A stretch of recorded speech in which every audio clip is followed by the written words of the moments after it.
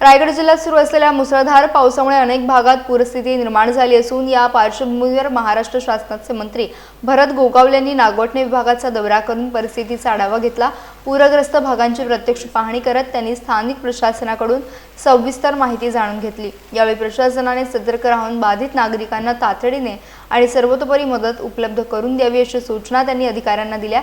विशेषतः मुंबई गोवा राष्ट्रीय महामार्गावर पुराच्या पाण्यामुळे अडकलेल्या प्रवाशांना त्वरित मदत करण्याचे आदेश देत अन्न, पिण्याचे पाणी आणि इतर आवश्यक सुविधांची तातडीने व्यवस्था करण्याचे निर्देश देखील त्यांनी दिले।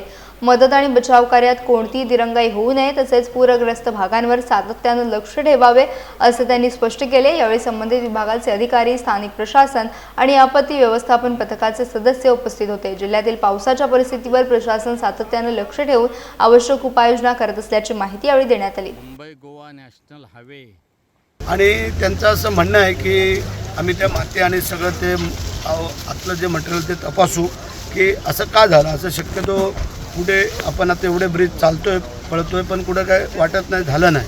पण जे काय झालेलं आहे त्याची सुधारणा करणं गरजेचं आहे। परंतु आज जे काय कालपासून जे आमच्या पॅसेंजर लोक जनता जे काय जाय करत होती सगळेच अडकलेत।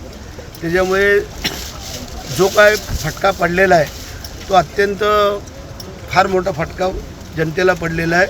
कारण बिचाऱ्यांना अशा ठिकाणी अडकले ते की भरपूर पाऊस, ना धड तिकडे जाता येईना ना धड इकडे येता येईना आणि लांबत लांब रांगा आणि मोठ्या वाहनांच्या।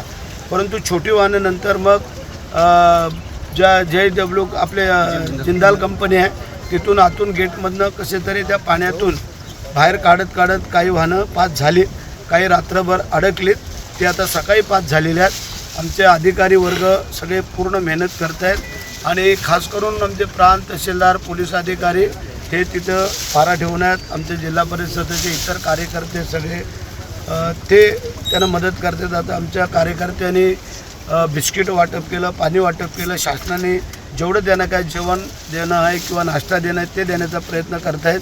आम्ही आता काही बिस्किटं आणि पाणी आणलेलं आहे ते आमच्या कार्यकर्त्यांकडे देऊन, कारण ठीक आहे निदान त्यांना तेवढं तकलीफ तरी नको की असं नको वाटायला की आम्ही 24 तास उपाशी राहिलो म्हणून।